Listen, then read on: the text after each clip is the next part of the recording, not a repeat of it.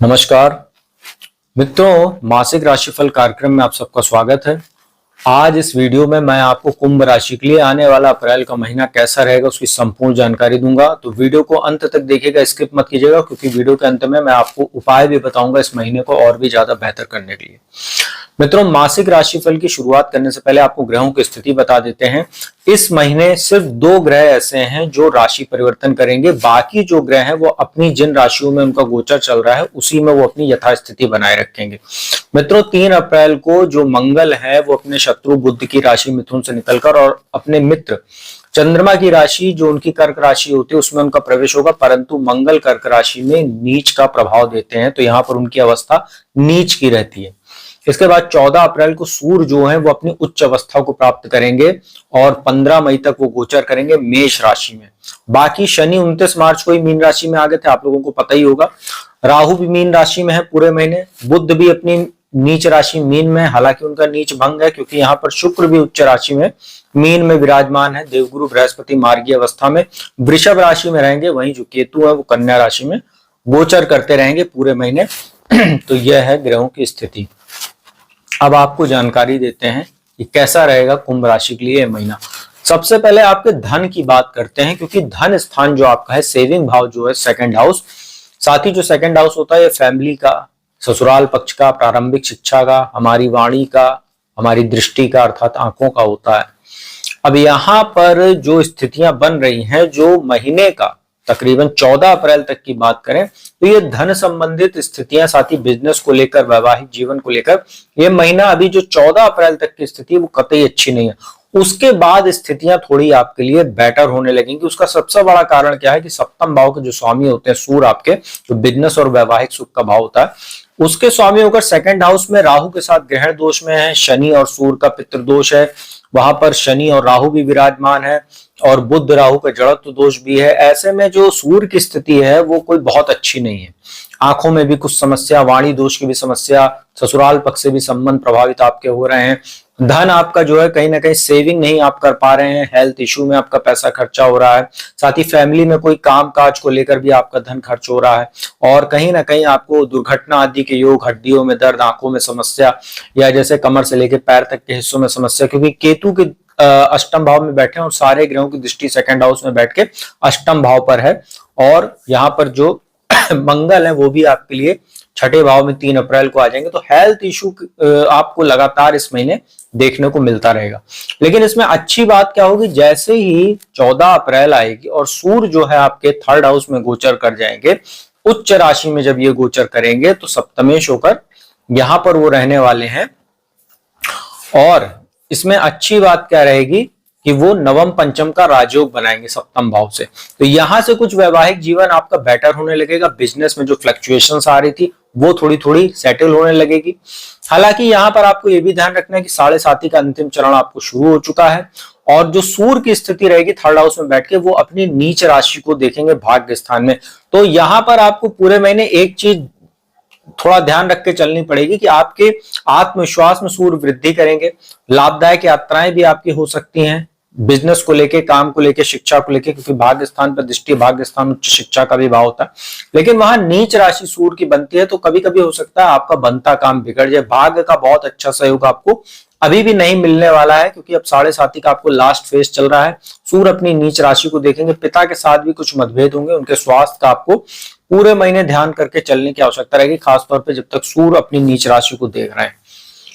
तो ये जो स्थितियां धन संबंधित है ये आपके लिए ज्यादा बेटर होंगी 14 अप्रैल के बाद से। उसका कारण क्या है कि सूर्य तो निकल जाएंगे, लेकिन जब सेकंड हाउस में यहाँ शनि, राहु और शुक्र का जो त्रिग्रही योग रहेगा, बुध तो रहेंगे ही, वो अपनी नीच राशि में है, लेकिन यहाँ जो शनि, राहु और शुक्र की युति बनने रही है धन भाव में, तो ये तीनों आपस में मित्र होते हैं और ये आपको येन केन प्रकार धन कमाने की ओर प्रेरित करेंगे। अगर आप वाणी संबंधित कोई काम करते हैं तो आप देखेंगे अचानक आपके पास कोई अच्छी अपॉर्चुनिटी आ सकती है। आपका कोई जॉब वगैरह अगर छूट गई थी, आप देखेंगे कि कहीं ना कहीं कुछ ऐसी स्थितियां बनने लगेंगी, वापस आप कहीं जॉब वगैरह अगर अप्लाई करते हैं तो आपको इजिली वो मिल सकती है। अब यहाँ पर थोड़ा हेल्थ इशू तो आपको लगातार देखने को मिलता रहेगा, क्योंकि सूर्य निकल जाएंगे लेकिन बाकी ग्रहों की स्थिति जो सेकंड हाउस में, उन सबकी दृष्टि आपके अष्टम भाव पर रहेगी। लेकिन जो 14 अप्रैल के बाद से आप देखेंगे पूरा महीना आपके लिए धन संबंधी स्थितियों को लेकर थोड़ा बेटर होने लगेगा। और उसमें एक और प्लस पॉइंट क्या रहेगा कि 13 या 14 अप्रैल के आसपास जो शुक्र है वो भी मार्गी हो जाएंगे। तो शुक्र आपके लिए भाग्येश और चतुर्थेश होते हैं और यहां पर बैठे हुए, साथ ही देवगुरु बृहस्पति के साथ उनका राशि परिवर्तन राजयोग भी लगातार बना रहेगा इस महीने। और 31 मई तक तो माफ कीजिएगा 14 मई तक बना रहेगा, क्योंकि 14 मई तक बृहस्पति भी अभी शुक्र की राशि में है, उसके बाद वो निकल जाएंगे, मिथुन में चले जाएंगे। तो जो राशि परिवर्तन राजयोग है ये आपको धन संबंधित फायदा भी करा सकता है, जैसे प्रॉपर्टी आदि से रिलेटेड आपका कोई काम हो सकता है 14 अप्रैल के बाद से, क्योंकि यहाँ पर जो शनि की दृष्टि बन रही है वो अब बृहस्पति को देख रहे हैं और यहाँ पर शुक्र भी जो है उच्च राशि में बैठे, तो जो धन आपका खर्चा होगा वो भौतिक सुख साधन या प्रॉपर्टी आदि में निवेश को लेकर खर्चा हो सकता है।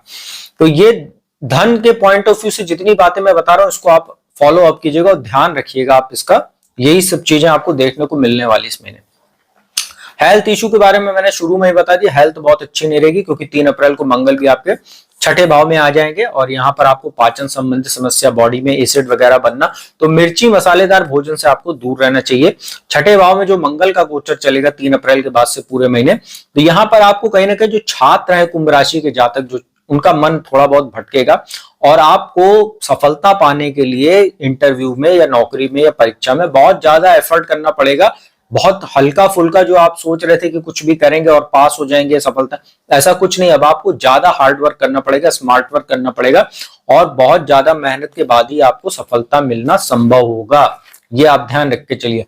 वाद विवाद में भी मंगल आपको फंसाएगा, बेफिजूल की चीजों में आपका समय व्यर्थ भी हो सकता है, क्योंकि द्वादश पर दृष्टि। हालांकि विदेश जाकर पढ़ने के लिए, विदेश जाकर कोई काम करने के लिए, जॉब वगैरह करने के लिए ये मंगल आपको फायदा दे सकता है। उसका कारण क्या है कि छठे भाव में बैठेगा, तो यहाँ से भाग्य स्थान पर भी दृष्टि रहेगी, जो उच्च शिक्षा का भाव है वहां से भी विदेश यात्रा वगैरह का विचार करते हैं। और द्वादश भाव तो हवाई यात्राओं का ही होता है, तो यात्राओं के लिए, विदेश जाकर पढ़ने या काम के लिए अच्छा ये मंगल आपको फायदा दे सकता है।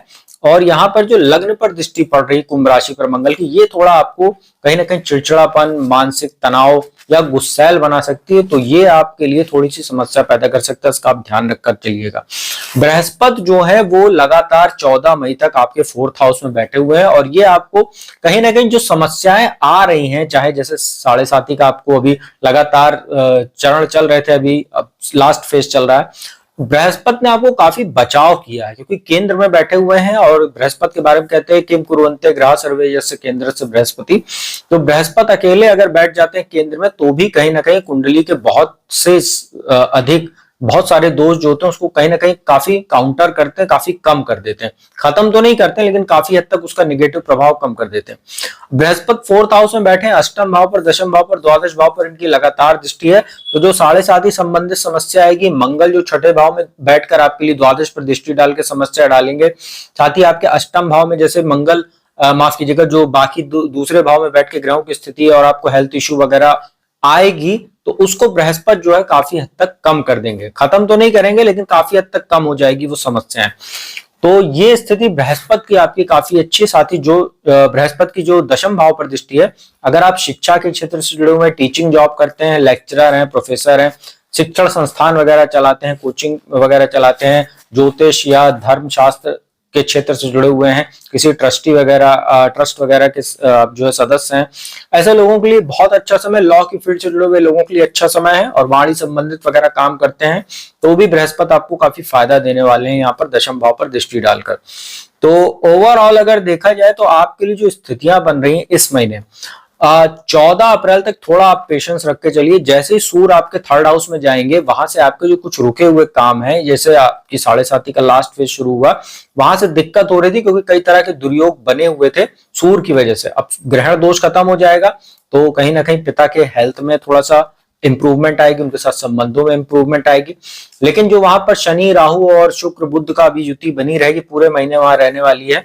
लेकिन उसमें बेटर क्या रहेगा कि जब सूर्य निकल जाएंगे तो वहां जो शनि, राहु और शुक्र की जो त्रिग्रही युति बनने वाली है, यह आपको कुछ अचानक धन लाभ, अचानक अपॉर्चुनिटीज, या कोई ऐसा अनएक्सपेक्टेड लाभ आपको दिला सकती है जो आपने सोचा भी नहीं था। आपने सोचा होगा कि शायद अब ये मेरा काम नहीं बनेगा, लेकिन आप देखेंगे जैसे ही सूर्य वहां से निकलेंगे और 14 अप्रैल के बाद से जो स्थितियां आपके लिए पूरे महीने बनने वाली है वो आपको सडन गेन करा सकती है, अचानक आपको प्रॉफिट करा सकती है। ये बहुत फायदेमंद है। और केतु भी अष्टम भाव में बैठे हुए हैं तो ये भी आपको हेल्थ इशू दे रहे हैं, इसका आप ध्यान रखिएगा। आपको गुप्तांगों में समस्या हो सकती है तो हाइजीन वगैरह का ख्याल रखिए।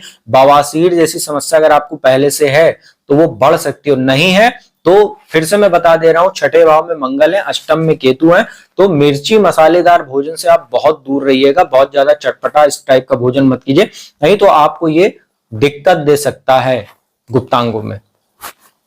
तो मित्रों अगर ओवरऑल देखा जाए तो ये महीना आपके लिए 14 अप्रैल तक थोड़ा धैर्य रखने के लिए है। उसके बाद स्थितियां बदलेंगी, धीरे धीरे स्थितियां आपके थोड़ा सा फेवर में आने लगेंगी, क्योंकि सूर्य थर्ड हाउस में चले जाएंगे और उच्च राशि में बैठेंगे। तो कहीं ना कहीं थोड़ा जो आपकी विल पावर डाउन हो गई थी, क्योंकि 29 मार्च को ही आपके ग्रहण भी लगा था, सूर्य ग्रहण, तो उससे आपका कहीं ना कहीं थोड़ा सा मोराल डाउन हो गया था, आत्मविश्वास में कमी थी, पराक्रम पुरुषार्थ काफी आपका कम हो गया था, आलसी वगैरह भी थोड़ा आप हो गए थे। अब स्टेमिना में आपकी वृद्धि होगी, विल पावर इंप्रूवमेंट होगी सूर्य की वजह से। तो ये स्थितियां आपके लिए थोड़ी सी बेटर होंगी और धीरे धीरे स्थितियां आपके लिए बेटर थोड़ी सी इसलिए हो जाएंगी क्योंकि सेकंड हाउस से जैसे जैसे एक एक ग्रह निकलेंगे तो वहां से स्थितियां बेटर आपके लिए होने लगेंगी। तो 14 अप्रैल तक का स्थितियां मैंने बताई, थोड़ा सा डाउन रहेगा मामला, उसके बाद इंप्रूवमेंट आपको देखने को मिलेगी। उपाय की बात कर लेते हैं। देखिए कई प्रकार के दुर्योग 14 अप्रैल तक बने रहेंगे और 29 मार्च को ग्रहण भी लगा था, तो आपको कहीं ना कहीं सूर्य की पूजा उपासना करनी है। सूर्य की पूजा उपासना, सूर्य को जल दीजिए, स्वच्छ वस्त्र धारण करके स्नान आदि के उपरांत जो है सूर्य को जल देते समय उसमें चुटकी भर हल्दी डाल लीजिए। ओम गृहिणी सूर्याय नमः मंत्र का जाप करते हुए, साथ ही सूर्य का जो गायत्री मंत्र होता है उसको भी आप जाप कर सकते हैं वहीं खड़े होके। ओम आदित्याय विद्महे दिवाकराय धीमहि तन्नो सूर्य प्रचोदयात्, इसका जाप कर सकते हैं। साढ़े सात ही आपको चल रही है, लगातार चलती रहेगी अगले 2.5 साल। तो एक आपका नियम जो है वो बना रहना चाहिए कि हर शनिवार को पीपल के वृक्ष के नीचे जाकर संध्या काल में सरसों के तेल का दीपक जलाएं। साथ ही हर मंगलवार शनिवार को हनुमान चालीसा, बजरंग बाण, हनुमान अष्टक का पाठ जरूर कीजिए। मंगलवार को पूजन दर्शन जरूर कीजिए हनुमान जी का मंदिर जाकर, तो आपके लिए स्थितियां काफी कंट्रोल में रहेंगी और स्थितियां बैलेंस होकर चलेंगी, बहुत ज्यादा समस्या आपको दिक्कत नहीं आएगी। तो मित्रों उम्मीद करता हूँ वीडियो आपको अच्छी लगी होगी। वीडियो अच्छी लगी तो उसको कमेंट और शेयर लाइक जरूर कीजिएगा। जिसको कुंडली विश्लेषण कराना है, नंबर डिस्क्रिप्शन पर स्क्रीन पर उपलब्ध रहता है, उस पर संपर्क कीजिए, अपॉइंटमेंट लीजिए, कुंडली विश्लेषण का लाभ प्राप्त कीजिए। तो अब मैं अपने वाणी को विराम देता हूँ। अगली वीडियो में आपको बाकी की जो राशियां हैं उनके लिए कैसा रहेगा आने वाला अप्रैल का महीना, उसकी संपूर्ण जानकारी लेकर हाजिर होंगे। तब तक के लिए ओम नमः शिवाय।